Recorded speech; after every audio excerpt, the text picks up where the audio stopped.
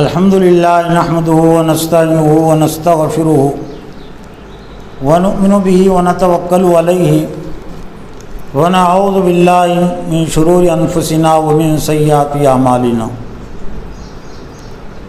قال اللہ تعالی فی القرآن المجید والفرقان الحمید فاعوذ باللہ من الشیطان الرجیم بسم اللہ الرحمن الرحیم یوم تقوم الساعة یقسم المجرمون ما لبثوا غیر ساعة کذالک کانوا یؤفکون وقال الذین اوتوا العلم والایمان لقد لبثتم فی کتاب اللہ الى یوم البعث فہذا یوم البعث ولکنکم کنتم لا تعلمون وقال اللہ تعالی اذن قل ان ھدی اللہ هو الھدی وَلَئِنِ اتَّبَعْتَ آبَاءَهُمْ بَعْدَ الَّذِي جَاءَكَ مِنَ الْعِلْمِ مَا لَكَ مِنَ اللَّهِ مِنْ وَلِيٍّ وَلَا نَصِيرٍ صدق اللہ العظیم وقال النبی صلی اللہ علیہ وسلم طلب العلم فریضۃ علی کل مسلم۔ معزز و محترم اساتذہ اکرام اور عزیز طلبہ، آج کا یہ ہمارا یا یوں کہہ لیجیے کہ دارالعلوم اشاعت القرآن کا اس میقات کا پہلا ہفتے واری اجتماع ہے یا پہلی انجمن ہے۔ اگرچہ دارالعلوم اشاعت القرآن کو اس سال شروع ہوئے تقریباً 16-17 دن ہو چکے ہیں۔ جون کی 1 تاریخ سے دارالعلوم اشاعت القرآن کا آغاز ہوا ہے اور چاند کی تاریخ کے لحاظ سے 19 شوال سے دارالعلوم اشاعت القرآن کا آغاز ہوا ہے۔ حالانکہ سالانہ جو معمول ہے شروعات کا وہ 15 شوال ہے، لیکن بیچ میں جمعہ کا دن بھی آ گیا تھا، پھر اور بھی ایسی 1-2 تاریخ ہے، اس لیے اس سال 15 شوال کی بجائے 19 شوال سے دارالعلوم اشاعت القرآن شروع ہوا ہے اور یہ باضابطہ اس کی پہلی انجمن ہے۔ ویسے بطور اطلاع اور واقفیت کے میرے لیے بھی اور اساتذہ کے لیے بھی، پرانے طلباء کے لیے بھی اور نئے طلباء کے لیے بھی یہ بات بھی اہم ہوگی اور اہم رہے گی، دلچسپی کے لائق، کہ دارالعلوم اشاعت القرآن کی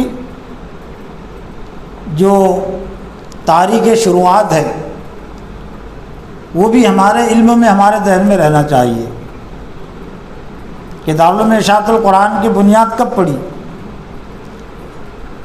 تو دارالعلوم اشاعت القرآن کی جو بنیاد ہے انگریزی تاریخ کے لحاظ سے 10 دسمبر 2003 یہ دارالعلوم اشاعت القرآن کے آغاز کی تاریخ ہے، اور قمری جو سال ہے تو قمری سال کے لحاظ سے یا ہجری سن کے لحاظ سے 1 ذی قعدہ 1424 ہجری، 1 ذی قعدہ 1424 ہجری، تب گویا کہ ذی قعدہ کی 3-4 تاریخ ہے شاید۔ تو اس لحاظ سے یہ دارالعلوم اشاعت القرآن کا ایک طرح سے 19واں سال ہے جس کا آغاز ہوا ہے۔ تعلیم کے لحاظ سے یہ دارالعلوم اشاعت القرآن کی 19ویں میقات ہے۔ اللہ پر بھروسہ کر کے اس کا آغاز کر دیا گیا ہے، اور آپ کی توجہ رہیں گی، طلب رہیں گی تو انشاءاللہ بغیر کسی رکاوٹ کے یہ سال بھی مکمل ہوگا۔ چونکہ اس سال کی یہ ایک طرح سے پہلی انجمن ہے، پہلا ہفتے وار اجتماع ہے، تو میں نے مناسب سمجھا کہ خود میری اپنی تذکیر توجہ کے لیے، اساتذہ کی تذکیر توجہ کے لیے اور طلباء کی تذکیر توجہ کے لیے، تذکیر کہتے نصیحت کو، حقیقت علم اور مقصد علم ہم پر واضح ہونا چاہیے اور واضح رہنا چاہیے۔ کچھ چیزیں ایسی ہوتی ہیں، کچھ باتیں ایسی ہوتی ہیں جو بار بار یاد دہی کی ہوتی ہے، یاد رکھنے کی ہوتی ہے اور یاد کرنے کی ہوتی ہے، اس لیے کہ جو بات یاد رہتی ہے وہی بات عمل میں بھی آتی ہے۔ اس لیے اللہ تعالیٰ نے روزانہ کے نصاب کے ذریعے سے ہم کو جو تعلیم دی، وہ تعلیم اذان اور نماز کی صورت میں ہے، اور جس میں اللہ کی بندگی اور اللہ کی بڑائی کا احساس بھی دلایا گیا اور ہماری ذمہ داریوں کا احساس بھی ہے۔ تو سال کے شروع میں حقیقت علم، یعنی علم کہتے کس کو ہے اور علم کا مقصد کیا ہے، یہ ہم پر خصوصیت کے ساتھ واضح ہونا چاہیے، ہمارے ذہن اور دماغ پر۔ اور اس لیے بھی کہ یہ دارالعلوم اشاعت القرآن یہ بھی ایک علمی ادارہ ہے، علم کے حصول علم کی اشاعت کے لیے، قرآن کی اشاعت کے لیے اس کا آغاز ہوا ہے۔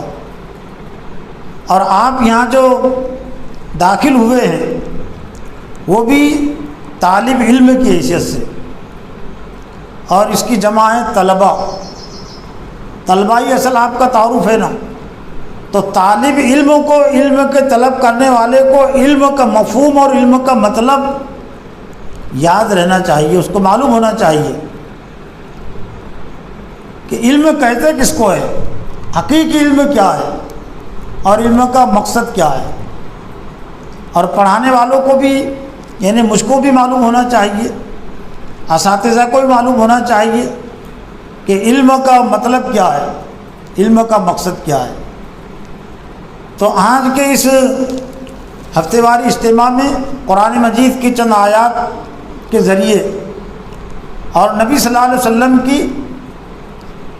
ایک دو حدیثوں کے ذریعے سے میں اس چیز کو اپنے آپ پر بھی واضح کرنے کی کوشش کروں گا اور آپ پر بھی، تاکہ میرے لیے بھی علم کا جو مقصد ہے وہ آسان ہو جائے، علم پر عمل کرنا اور علم کو پھیلانا میرے لیے بھی آسان ہو جائے، اور آپ کے لیے بھی علم کو حاصل کرنا اور علم پر عمل کرنا اور علم کے مقصد کو پورا کرنا آسان ہو جائے۔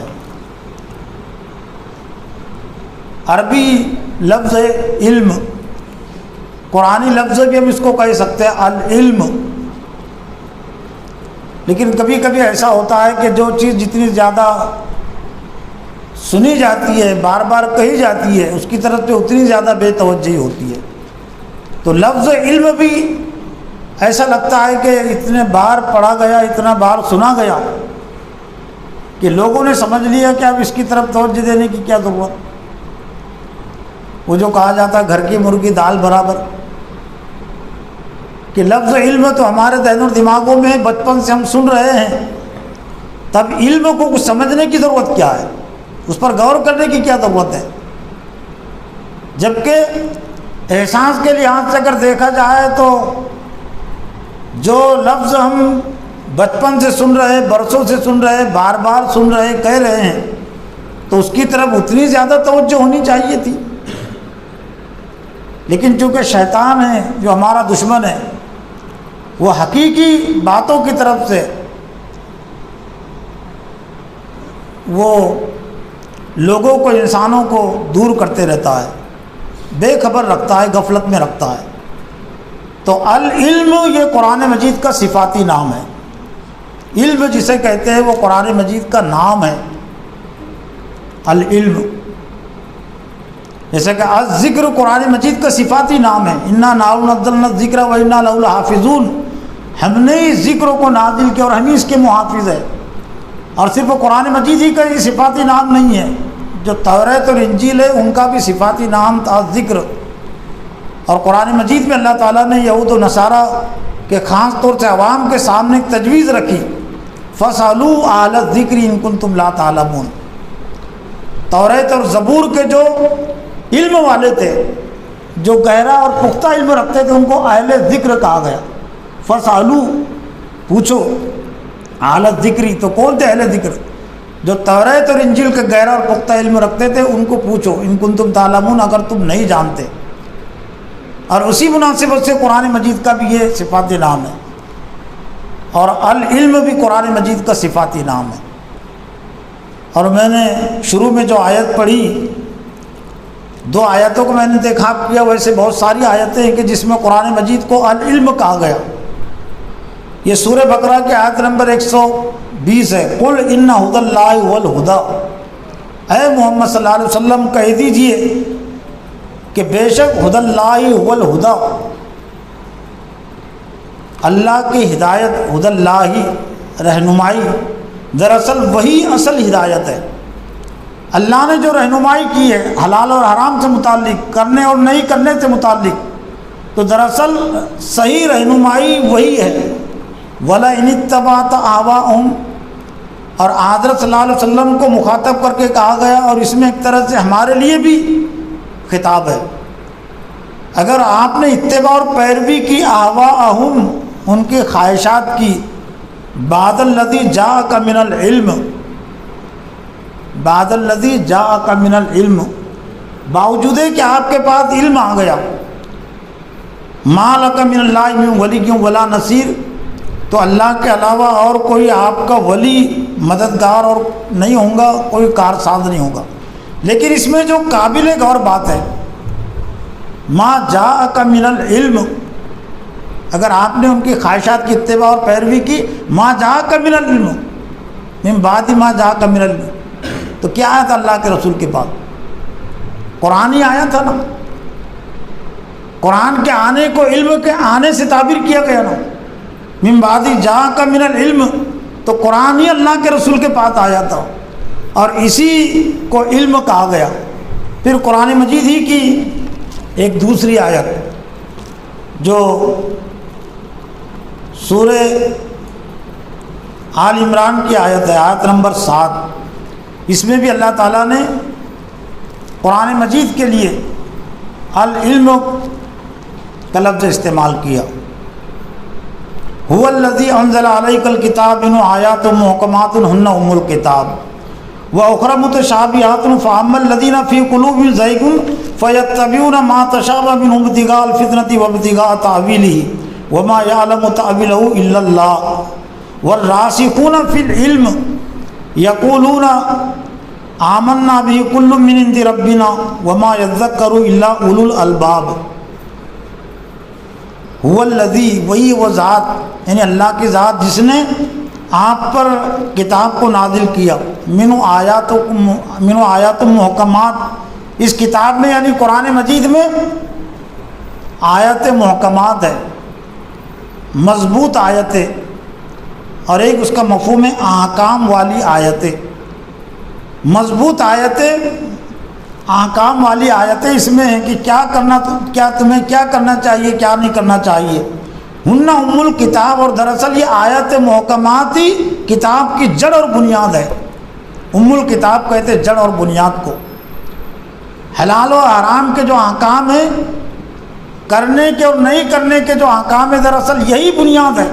مقصد یہی ہے کہ لوگوں نے اللہ کی منع کی چیزوں سے بچنا اور اللہ کے احکام پر عمل کرنا. لیکن عمل کرنے کے لیے کسی بھی نظریے کو اور کسی بھی عمل کو زندگی کا حصہ بنانے کے لیے 3 اور چیزوں کی ضرورت پڑتی ہے. اس لیے قرآن مجید میں ان 3 اور چیزوں کا تذکرہ بھی ہے. وہ کیا ہیں؟ وہ ہے قصص، انبیاء علیہ السلام کے واقعات، انبیاء کے پیروکاروں کے واقعات، کہ یہ احکام پر پہلے لوگوں نے عمل کیا یا نہیں کیا. اس لیے انبیاء علیہ السلام کے واقعات اللہ نے بیان کیے. اس لیے کہ ایک فرد کو جب معلوم ہو جائے کہ میں جو کر رہا ہوں اور میں جو عمل کر رہا ہوں مجھ سے پہلے بھی لوگوں نے عمل کیا، تو پھر وہ کام اس کے لیے آسان ہو جاتا ہے۔ اور پھر دوسرا ایک ذریعہ ہے کسی بھی علم کو، کسی بھی نظریے کو، کسی بھی حکم کو زندگی کا حصہ بنانے کے لیے، وہ ہے مثالوں کے ذریعے سے بات سمجھنی پڑتی ہے۔ تو اللہ تعالیٰ نے یہ ضرورت بھی پوری کی۔ قرآن مجید میں مختلف مثالیں ہیں، اور پھر ایک اور چیز کی ضرورت پڑتی ہے کہ میں نے اگر عمل کیا تو انعام کیا ملے گا، اور نہیں عمل کیا تو سزا کیا ملے گی۔ یہ بھی ضروری ہے نا کہ کچھ کرنے سے پہلے انسان یہ دیکھتا ہے کہ مجھ کو ملے گا کیا۔ تو اللہ نے یہ ضرورت پوری کی جنت کے تذکرے سے، کامیابی کے تذکرے سے، کہ جنت تمہیں ملیں گی، اور اگر میں نے نہیں کیا تو سزا کیا ملے گی۔ تو اللہ تعالیٰ نے اس کا انتظام کیا دوزخ کے تذکرے سے، اپنے غضب اور عذاب کے تذکرے سے، کہ تم کو عذاب میں ڈالا جائے گا۔ اس دنیا میں بھی اللہ تعالیٰ انعام دیتا ہے فرما برداروں کو، اور اس دنیا میں بھی اللہ تعالیٰ نافرمانوں کو سزا دیتا ہے۔ تو آیات محکمات دراصل یہی ہے کتاب کی جڑ اور بنیاد، وہ اخر متشابہات، اور کچھ اس میں متشابہ آیتیں ہیں کہ جن کے بحث میں پڑھنے کی ضرورت نہیں ہے۔ آیت متشابہات مطلب اللہ ہیں، تو اللہ کو کس نے پیدا کیا؟ تو یہ شیطانی وسوسہ ہے۔ جب سب چیز کو اللہ تعالیٰ نے پیدا کیا، پوری چیزوں کا پیدا کرنے والا اللہ ہے، تو پھر اللہ کا پیدا کرنے والا کون ہے؟ اس میں غور و فکر ہے۔ تو حدیث میں آ کے اگر یہ ذاتی چیز پیدا ہو تو پھر شیطان سے اللہ کی پناہ چاہیا کرو، یہ شیطان کی طرف سے وسوسہ ہے۔ اس لیے کہ پیدا کرنے والے کا تھوڑی کوئی پیدا کرنے والا ہو سکتا ہے، جو خالق ہے خالق ہے۔ پھر آیت متشابہات کہ اللہ کے ہاتھ کیسے ہے، اس کی آنکھیں کیسی ہے، تو اس میں بحث و مباحث پڑھنے کی ضرورت نہیں۔ لیکن جو کج دماغ ہوتے ہیں، ٹیڑھے دماغ کے ہوتے ہیں، ٹیڑھے ذہن کے ہوتے ہیں، تو وہ اسی میں کا فَأَمَّا الَّذِينَ فِي قُلُوبِهِمْ زَيْغٌ، جن کے دلوں میں ٹیڑھ پن ہوتا ہے، وہ یہ متشابہ آیتوں کے پیچھے پڑے رہتے ہیں، اسی میں بحث کرتے رہتے ہیں۔ سورج کیسا ہے، چاند کیسا ہے؟ سورج کو اللہ نے پیدا کیا، چاند کو اللہ نے پیدا کیا، انسانوں کی ضرورت کے لیے پیدا کیا، اس کی شکل کیسی ہے، اس کی صورت کیسی ہے، اس میں بحث میں پڑھنے کی ضرورت نہیں ہے۔ لیکن اس میں جو جس بات کے لیے میں نے اس آیت کو لایا ہوں، جس دلیل کے لیے، ثبوت کے لیے، وہ دراصل یہ ہے کہ یہاں پر بھی اللہ تعالیٰ نے قرآن مجید کے گہرے اور پختہ جو سوچ رکھنے والے ہیں اس کو علم سے تعبیر کیا۔ وَمَا يَعْلَمُ تَعْوِيلَهُ إِلَّا اللَّهُ، یہ جو متشابہ آیتیں ہیں ان کی تعویل، ان کا مطلب اللہ ہی جانتے ہیں۔ إِلَّا اللَّهُ وَالرَّاسِخُونَ فِي الْعِلْمِ، لیکن جو علم میں، قرآن میں جو گہرا غور و فکر رکھتے ہیں، جو بہت زیادہ دسترس رکھتے ہیں، لیکن کیا اس الفاظ استعمال کیے گئے؟ وَالرَّاسِخُونَ فِي الْعِلْمِ، جو علم میں رسوخ رکھتے ہیں، جو علم میں بہت تحقیق رکھتے ہیں، تحقیقی جذبہ، جو قرآن جن کو قرآن کا گہرا اور پختہ علم ہوتا ہے، لیکن الفاظ کیا استعمال کیے گئے؟ وَالرَّاسِخُونَ فِي الْعِلْمِ، جو گہرا اور پختہ ہیں علم میں، یقولون آمنا بھی، تو وہ کہتے ہیں کہ ہم سب ایمان لے آئے اس پر، کل من عند ربنا، ہر چیز اللہ ہمارے رب کی طرف سے ہیں، وما یذکر الا اولو الالباب، اور نصیحت تو صرف اہل علم ہی حاصل کرتے ہیں۔ اب قرآن مجید کی گویا کہ ان آیتوں کے ذریعے سے، اس طرح کے اور بھی آیتوں کے ذریعے سے بات واضح ہو گئی کہ اصل علم وہ قرآنی علم ہے۔ العلم جسے کہتے ہیں وہ قرآن کا صفاتی نام ہے، اور میدان محشر سے متعلق، میدان جب محشر قائم ہوگا تو وہاں پر یوم تقوم الساعۃ یقسم المجرمون، میدان محشر جب قیامت قائم ہوگی تو مجرم لوگ قسم کھائیں گے، نافرمان لوگ قسمیں کھائیں گے، کیا کہیں گے؟ ما لبثوا غیر ساعۃ، کہ دنیا میں ہم ایک ساعت سے زیادہ نہیں ٹھہرے، ایک گھڑی سے زیادہ ہم نہیں ٹھہرے۔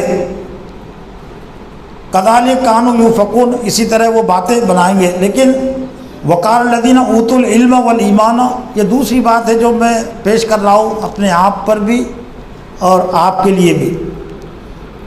یہ بات تو واضح ہوئی کہ العلم دراصل قرآن کا صفاتی نام ہے، اور حدیث میں جو کہا گیا طلب العلم فریضۃ علی کل مسلم، تو اس سے مراد وہی ہے کہ علم کا طلب کرنا، قرآن مجید کا حاصل کرنا ہر مسلمان پر فرض ہے۔ قرآن مجید کا جاننا ہر مسلمان پر فرض ہے، اس لیے کہ اس کو جانے بغیر کوئی اللہ کو جان نہیں سکتا، کوئی اپنے آپ کو صحیح طور سے جان نہیں سکتا۔ تو وقال الذین اوتوا العلم والایمان، لیکن جن کو علم دیا گیا تھا اور ایمان دیا گیا تھا، لقد لبثتم فی کتاب اللہ الی یوم البعث فہذا یوم البعث ولکنکم کنتم لا تعلمون۔ نافرمان لوگ قیامت کے دن کہیں گے کہ ہم ایک گھڑی سے زیادہ نہیں ٹھہرے، لیکن جو اللہ کے سچے بندے ہوں گے، جو حقیقی بندے ہوں گے، تو وہ ان کا تعارف کیا پیش کیا اللہ نے؟ وقال الذین اوتوا العلم، لیکن جن کو علم دیا گیا تھا اور ایمان دیا گیا تھا،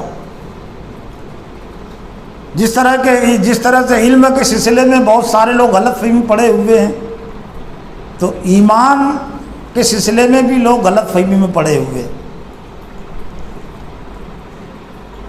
ایمان کے سلسلے میں غلط فہمی کا مطلب کیا؟ کہ لوگ سمجھتے اسلام کا آغاز ہوتا ہے ایمان سے، اسلام کا آغاز ایمان پر مقدم ہے علم، اور یہاں پر بھی اللہ تعالیٰ نے اسی ترتیب کو بیان کیا، اس لیے کہ ایمان کس چیز کو کہتے ہیں؟ علم کے ذریعے سے وہ چیز معلوم ہوتی ہے نا، یعنی اللہ پر ایمان، فرشتوں پر ایمان، اللہ کی قدرت، اللہ کی ذات پر ایمان، اللہ کے صفات پر ایمان، اسی کو کہتے ہیں نا ایمان۔ لیکن اللہ پر ایمان کے لیے اللہ کا علم ضروری ہے نا، ایمان کے لیے قرآن کا علم ضروری ہے۔ اور جیسا کہ شروع میں تذکیر میں بات آئی کہ سب سے پہلی آیت جو اللہ تعالیٰ نے نازل کی وہ کون سی آیت تھی؟ وہ اللہ پر ایمان لانے سے متعلق نہیں تھی نا، وہ نماز پڑھنے سے متعلق نہیں تھی نا، وہ برائیوں سے بچنے سے متعلق نہیں تھی نا۔ اقرا بسم ربک، پڑھیے اپنے رب کے نام سے، یعنی گویا کہ ایمان بھی انسان کو اسی وقت معلوم ہوگا جب کہ اس کو صحیح علم ہوگا، اس لیے یہاں ترتیب وہی بیان کی گئی، وقال الذین اوتوا العلم والایمان، جن کو علم اور ایمان دیا گیا تھا۔ آج جو امت مسلمہ ایمان میں کمزور ہو گئی، تو اس کا بنیادی سبب یہ ہے کہ ایمان جس ذریعے سے مضبوط ہوتا ہے، طاقتور ہوتا ہے، وہ ہے خدائی علم، وہ ہے وحی الہی کا علم۔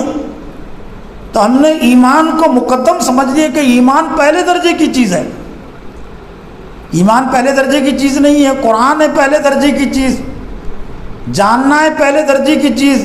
اور قرآن نے جو نظریہ پیش کیا اس کائنات سے متعلق، انسانوں سے متعلق، حلال اور حرام سے متعلق، اللہ کے غضب اور اس کے انعام سے متعلق، اس نظریے کو ماننے کا نام ہے ایمان۔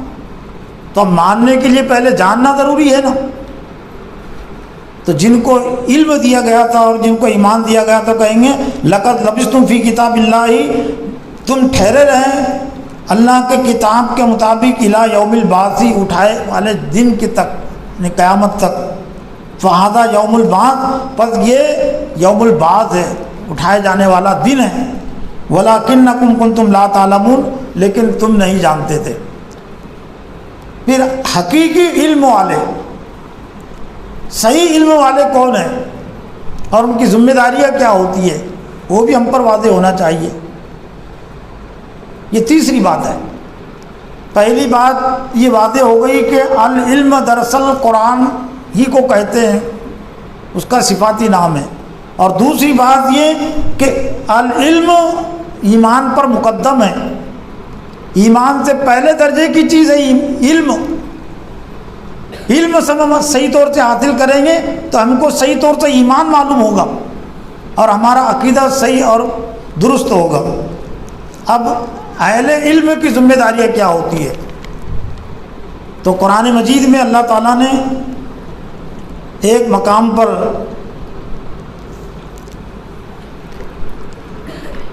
قارون کا تذکرہ کیا، دو مقامات کے ذریعے سے میں اہل علم کی ذمہ داریاں مجھ پر بھی اور آپ پر بھی واضح کر رہا ہوں۔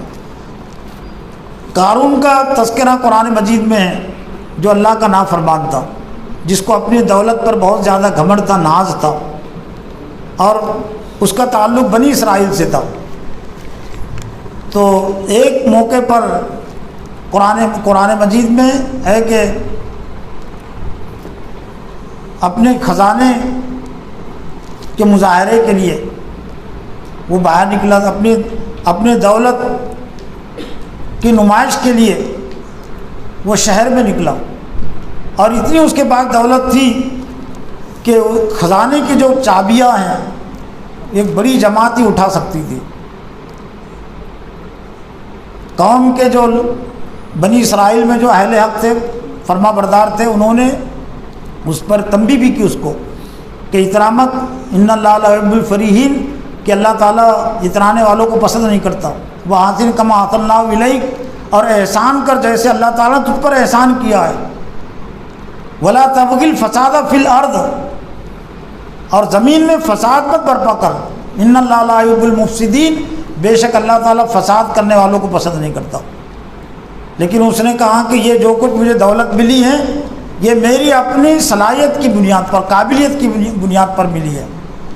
فخرج علی قوم فی زینتہ، ایک دن وہ زیب و زینت کے ساتھ نکلا قوم پر اپنے ڈھاک بٹھانے کے لیے، قوم کو متاثر کرنے کے لیے کہ اس کی دولت سے، اس کے خزانے سے لوگ متاثر ہو۔ فخرج علی قوم فی زینتہ قال الذین یریدون الحیات الدنیا یا لیت لنا مثل ما اوتی قارون، تو جو دنیا کے پرستار تھے وہ قارون کے خزانوں کو دیکھ کر، دولت کو دیکھ کر کہنے لگے کاش کہ ہم کو بھی قارون کے جیسے مال ملتا ہو۔ لیکن جس دلیل کے لیے، جس بات کے لیے میں نے اس واقعے کا تذکرہ کیا مختصر، وہ دراصل بات یہ ہے اہل علم کا کردار، جو علماء اپنے آپ کو کہتے ہیں، جن کو اپنے علم پر ناز ہے، تو ان کو اپنی ذمہ داریوں کا بھی احساس ہونا چاہیے۔ لیکن وہ بڑے اہل حق میں بنی اسرائیل میں وقال الذین اوتوا العلم ویلکم ثواب اللہ خیر لمن آمن وعمل صالحا ولا یلقى الا الصابرون، جو اہل علم تھے معاشرے میں وہ کہنے لگے ویلکم، تمہارے لیے بربادی و ہلاکت ہو۔ جو قارون کی دولت کو دیکھ کر اس پر فریفتہ ہو رہے تھے اور کہہ رہے تھے کاش کہ ہم کو بھی قارون کی جیسی دولت ملتی، لیکن معاشرے میں جو اہل علم تھے، بنی اسرائیل میں اہل علم کا جو گروہ تھا، اصل اہل علم،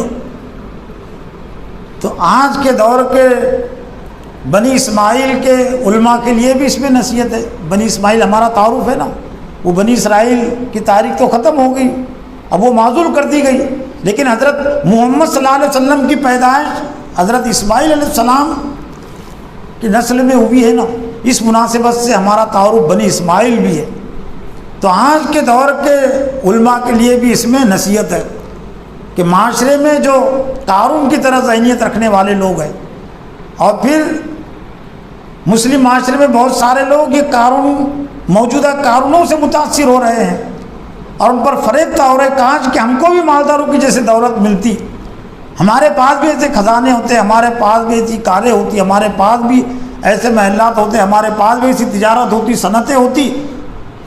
تو اگر آج کے دور کے علماء کو اپنے علم پر ناز ہے، اپنے علماء ہونے پر فخر ہے کہ ہم عالم ہیں اور ہمارا تعلق علماء جماعت سے ہے، تو علماء جماعت کا تعارف اللہ تعالیٰ نے قرآن مجید میں سورہ قصص میں یہ کرایا، وقال الذین اوتوا العلم ویلکم ثواب اللہ خیر، اور جو علم والے تھے وہ کہنے لگے کہ تمہارے لیے ہلاکت اور بربادی ہو۔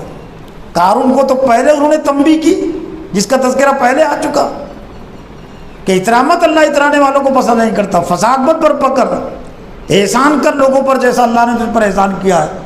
لیکن انہوں نے اپنی تنبیہ اور نصیحت کو قارون تک محدود نہیں رکھا، جو قارون کے پرستار تھے اور قارون کی دولت پر للچا رہے تھے، تو اس دور کے جو علماء تھے انہوں نے کہا کہ تم پر ہلاکت اور بربادی ہو، ثواب اللہ خیر، اللہ کے پاس جو بہتری ہے جنت کی صورت میں، اللہ کی نعمتوں کی صورت میں، وہ بہتر ہے۔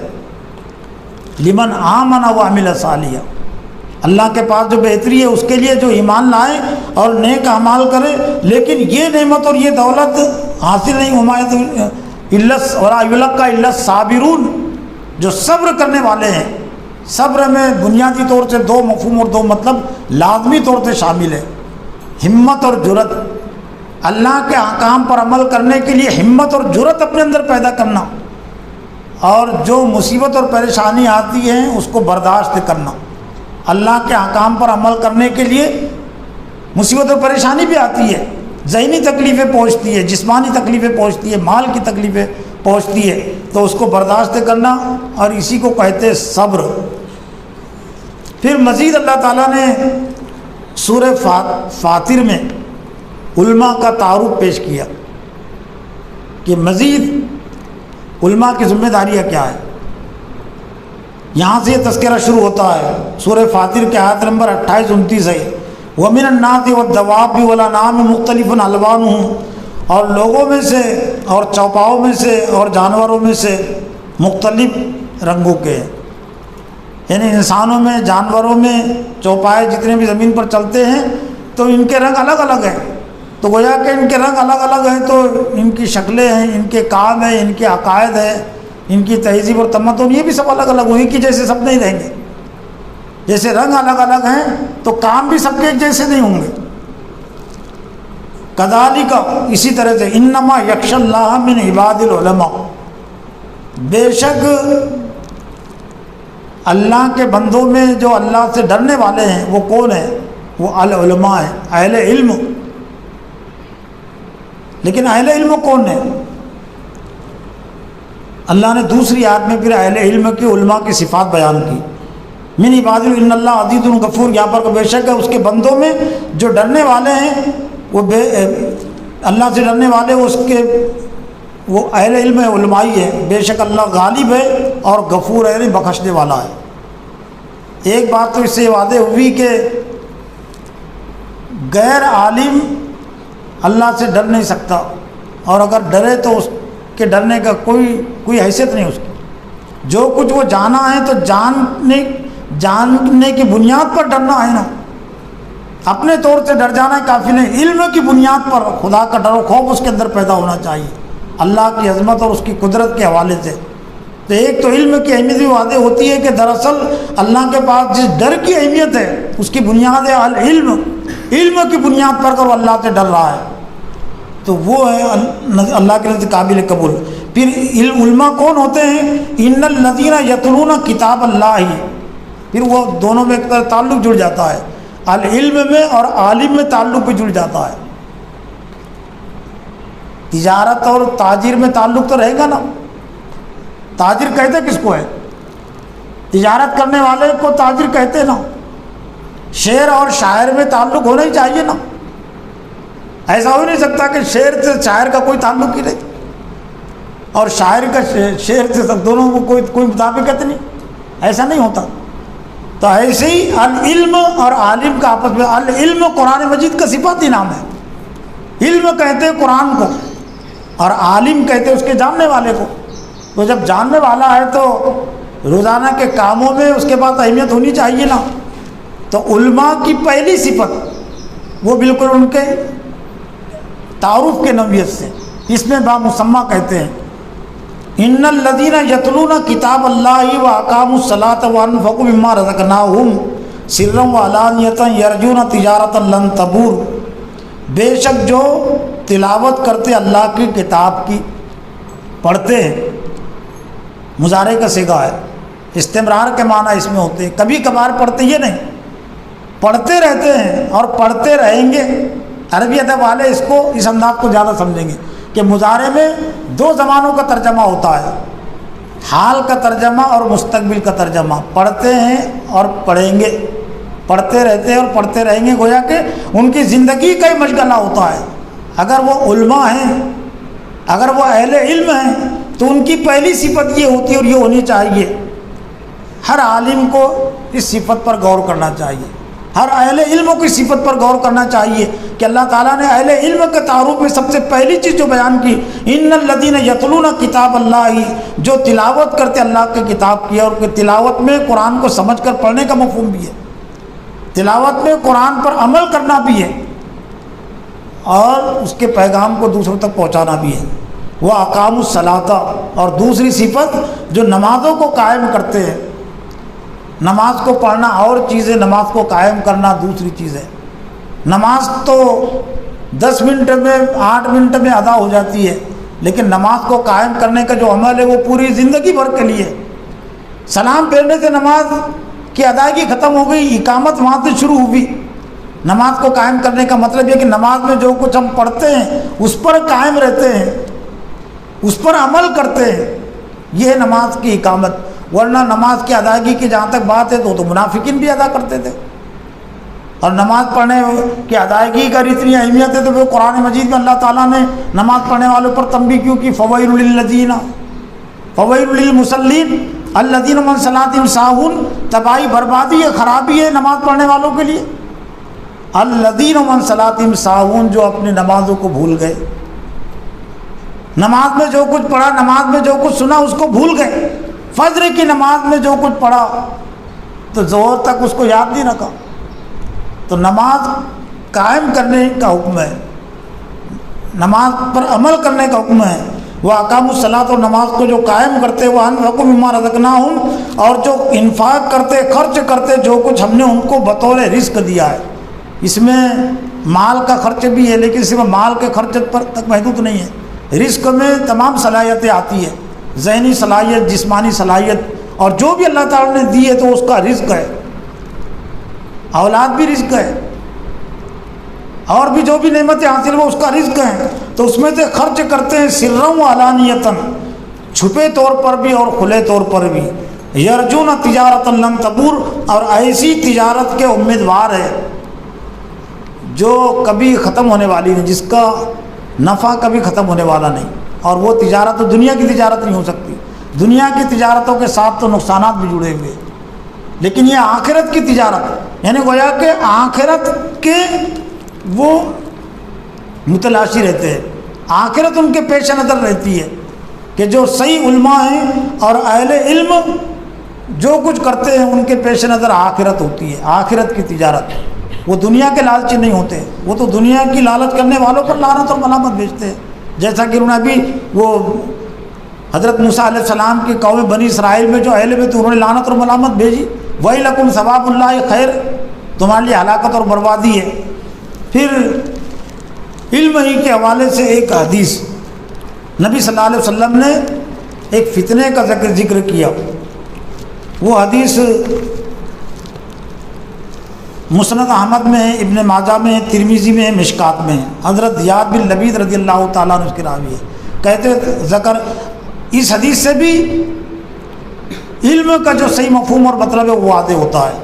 نبی صلی اللہ علیہ وسلم نے ذکر نبی صلی اللہ علیہ وسلم شیئن، نبی صلی اللہ علیہ وسلم نے ایک فتنے کا ذکر کیا، فقال ان ذاک عند اوانی ذهاب العلم، لیکن یہ فتنہ جو برپا ہوگا یہ علم کے اٹھ جانے کے بعد، علم کے چلے جانے کے بعد۔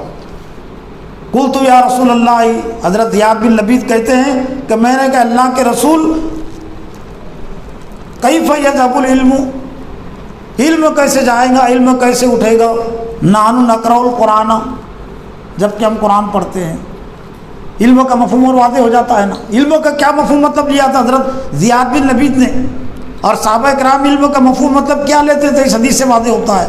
جب اللہ کے رسول نے فرمایا کہ وہ فتنہ جو ظاہر ہوگا، امت میں فتنہ جو برپا ہوگا، ذاک عند اوانی ذهاب العلم، علم کے اٹھ جانے کے بعد، تو علم کا مفہوم و قرآن لیتے تھے نا، علم کا مطلب قرآن سمجھتے تھے نا، علم کے معنی وہ قرآن سمجھتے تھے نا۔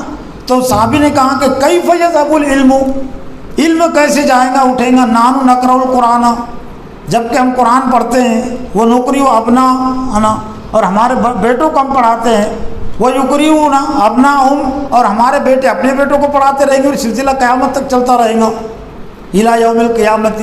تو پھر اللہ کے رسول نے اس کی وضاحت کی کہ اے زیاد بن لبید، میں تو تجھے سمجھدار آدمی سمجھتا تھا مدینے کا، لیکن کیا یہ یہود و نصارہ نہیں پڑھتے تورات انجیل کو؟ لیکن جو کچھ اس میں ہے اس کو سمجھتے بھی نہیں، عمل بھی نہیں کرتے۔ تورات اور زبور انجیل پڑھتے تھے لیکن اس پر عمل نہیں کرتے تھے۔ لیکن آج اگر امت مسلمہ کے جرم و کم دیکھیں تو اس میں اور جرم اس میں شامل ہو گیا۔ ان کا تو جرم صرف اتنا ہی تھا کہ وہ عمل نہیں کرتے تھے، لیکن آج بے شمار حفاظ ایسے ہیں جو سمجھتے تک نہیں۔ عمل تو آگے کی چیز ہے نا، سمجھنے کے بعد ہی عمل کی توقع ہم کر سکتے نا۔ تو یہود و نصارہ سے بھی آگے کی درجے کی چیز ہو گئی۔ جبکہ اللہ کے رسول نے اس پر بھی لعنت اور ملامت کی کہ وہ تورات میں جو کچھ وہ جو پڑھتے ہیں اس پر عمل نہیں کرتے۔ عمل نہیں کرنے کی وجہ سے بھی علم کا مقصد ختم ہو جاتا ہے، علم کی حقیقت ختم ہو جاتی ہے، علم کی روح ختم ہو جاتی ہے۔ لیکن اگر نہیں قرآن کو اگر پڑھتے اور پھر نہیں سمجھتے تو یہ اور بھی زیادہ جہالت کی بات ہے۔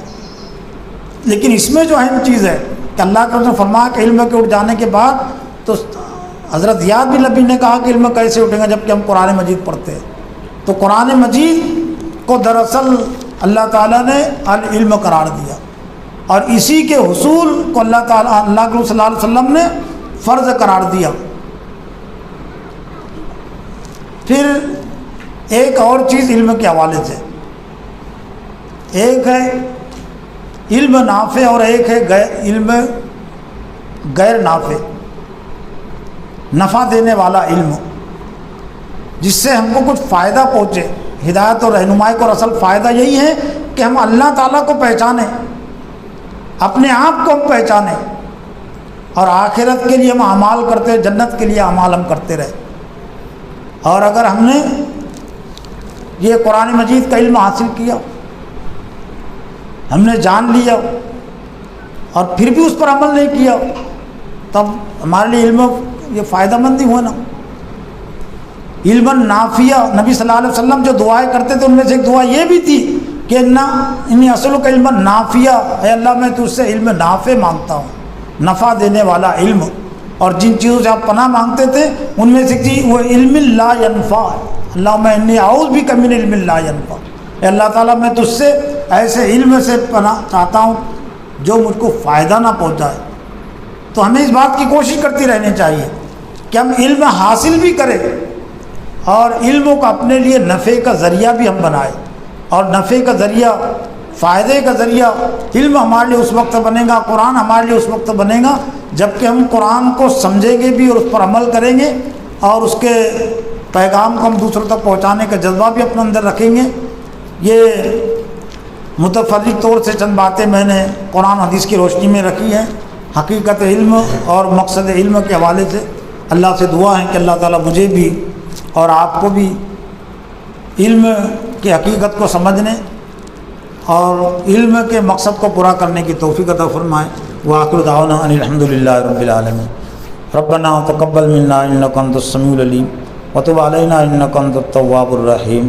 اللہم ارنا الحق حقا وارزقنا اتباعہ وارنا الباطل باطلا وارزقنا اجتنابہ۔ اللہم انا نسألک علما نافعا، اللہم انا نسألک علما نافعا، اللہم انا نعوذ بک من علم لا ینفع ومن قلب لا یخشع ومن نفس لا تشبع۔ ربنا تقبل منا انک انت السمیع العلیم وتب علینا انک انت التواب الرحیم برحمتک۔